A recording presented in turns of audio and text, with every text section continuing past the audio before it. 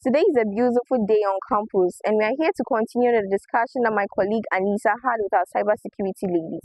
And today we would want to dive in more on what social engineering is, what examples it has, what types we have, and some common traits it also has. To invite our guests to join me. I am Vivian Frimpong.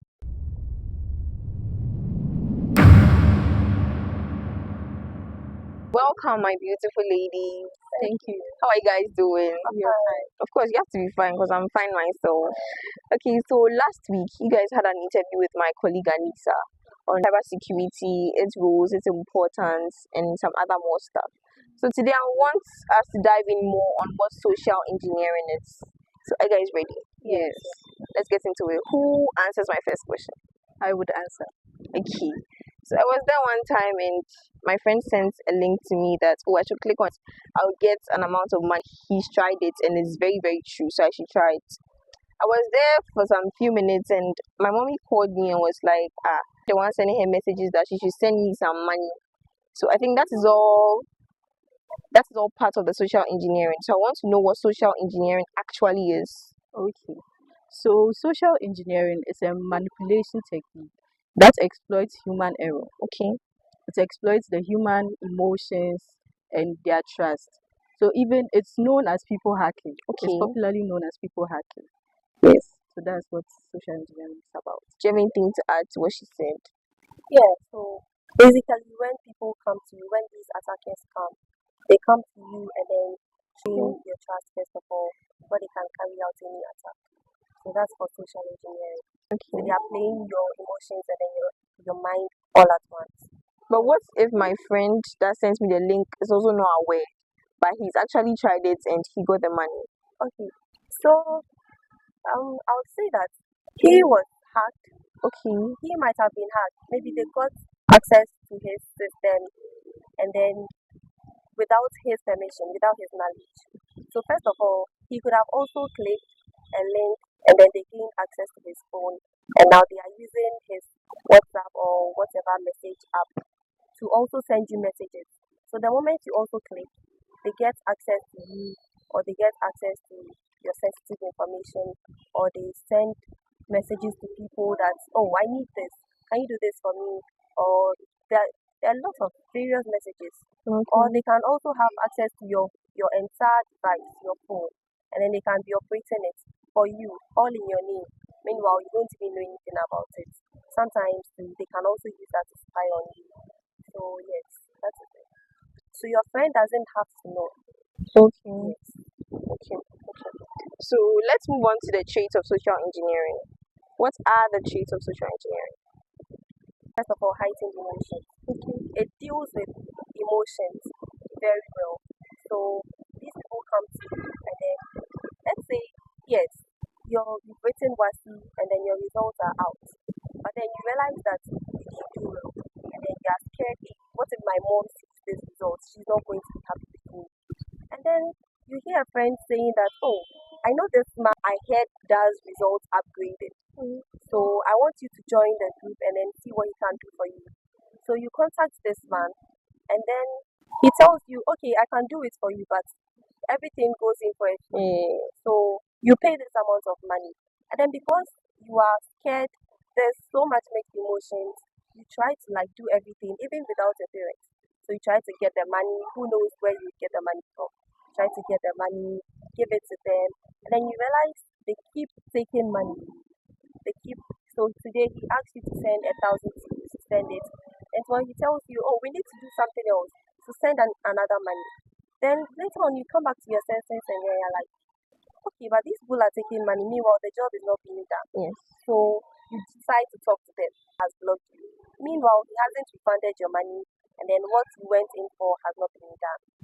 It comes in with the heightened emotions, and then you try to. It is when you have the trust for them that they are able to. They usually allow you to trust them, right? So they tell you all sorts of things so that you can be on the same level with them, and then they know that at this point, okay, I can do this to you, and then you will not even notice. Maybe by the time you notice, you would have been too late. Yeah. So the heightened emotions come in, and then the trust also comes in, and then they give you some sense of urgency. Before send yes, the money, you not yes, get it. yes. You want me to do this for you, so hurry up with the money. Pressure. Yes, more pressure. So yes, so that's it.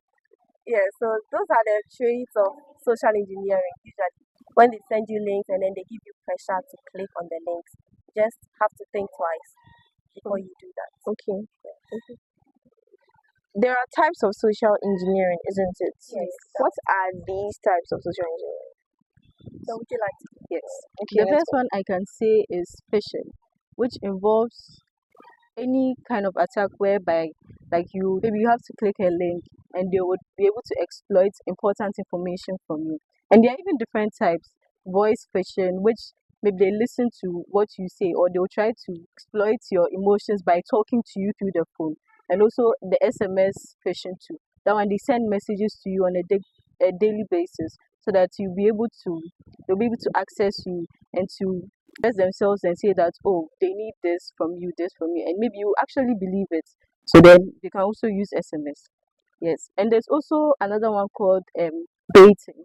Baiting too is used to lure an individual by bringing something enticing or something to draw your curiosity. Okay. So then for the baiting, for example, if all of a sudden you're at a cafe, you're just minding your own business, doing your own thing, then you see a pen drive on a table. So once you see the pen drive, of course you wonder what it is. So then you might actually take the pen drive and put it into your computer system or anything like that. And it might end up infiltrating your computer system and putting viruses or worms on your computer system, and this might affect your computer system because it will to be completely Damaged. damaged. Yes, Yeah. exactly. Okay. Is there a situation whereby maybe I make a voice audio to somebody and then these people that have hacked into my phone use my voice and change the words I used? Oh, Is it yes. possible? Yeah, they do that. In that situation, they have access to your device, and so they are just using everything about you to Okay. send to people. So you have a business transaction. They tell you they send an account number which is not yours to the people you are dealing with. In that case, they get the money and not you. So later on, you reach out to the people, and then you realize they've sent the money to somebody else, and then you don't even know who this person is. So at the end of the day, you've lost your money. So yes, we should really be careful what we do with our phones. Okay. How are social engineering attacks carried out? How are these people able to plan all this so nicely that Right. they are not trace of us suspecting them or something like that? How are they able to do it? How are these activities carried out? So with phishing, for example, we have something we call mass phishing, which is it's for the masses. So we are sending in links. So anybody at all that falls victim to it, then we carry out the attack on that person. And then we also have spear phishing, which means that it is hitting a particular person. First of all, maybe you are somebody that likes posting on social media a lot, and then everything where you are eating, you are traveling somewhere, and then your location and everything is out there. So these people carry out investigations. That is when they prepare. They get to know who you are, what you do, the possessions you have.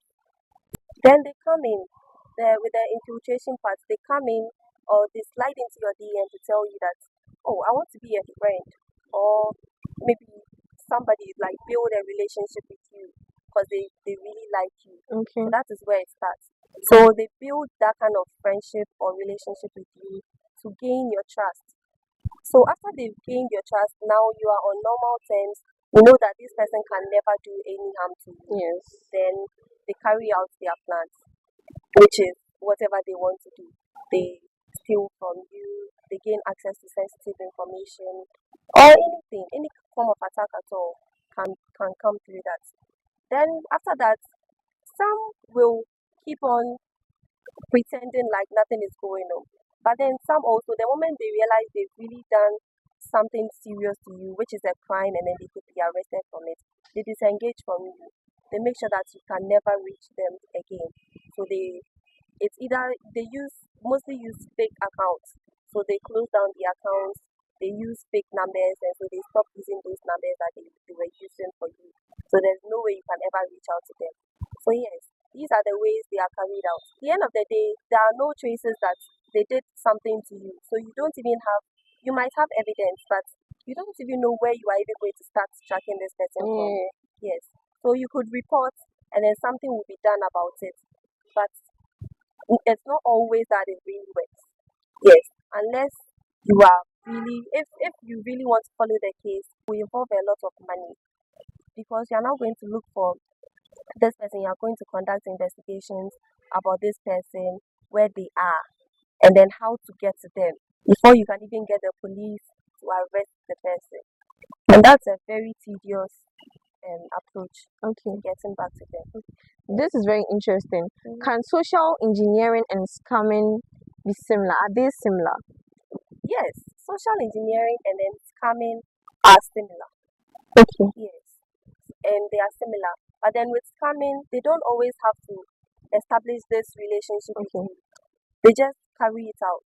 The moment they have access to your device, they do it. So yes, Can one person undergo all these plans? Like, can one person sit down to plan all this? of course. And then Wow. mostly it is experts, computer experts, Okay. people who are really into the coding stuff, who are Okay. really into, yes, they easily get access to your system. They know how to find their way around things when it comes to how to, you are holding a device and then I want to see what you are doing. They have a way to do that. So they send you something or they tell you, oh, can I use your phone for a minute? And then the next thing you realize the person is spying on you or the person is stealing from you. The person can just sit down. That's all they do. They just sit and then plot how to bring somebody down. Yes, how to bring you down and how to steal from you. So Very interesting. That's nice. Okay, so how would you be able to identify and prevent such attacks? How would you know? In general, you should just stop sharing like important information. And people daily follow or stalk you. Yes. They look into all your personal information, all your personal details, where you have been, where you might be, and everything like that. So just avoid sharing important information. Someone says that, oh, send me a link, send me this, or send me like your important information. You should know that, oh, it's not the right thing to do. So don't send it because that's how they are able to access people's information and details like that. Yes. Helena, do you have anything to say? yes. And also when they send you these links, make sure that where they are coming from are trusted.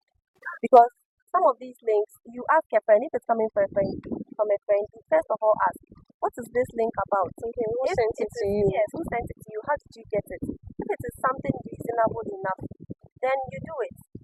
And then also, we should also avoid when you are in public trying to fill forms that involve your personal information. Yes, because people can get access to your passwords, your personal information, your card numbers, and your account numbers, and that is what they will use to steal from you.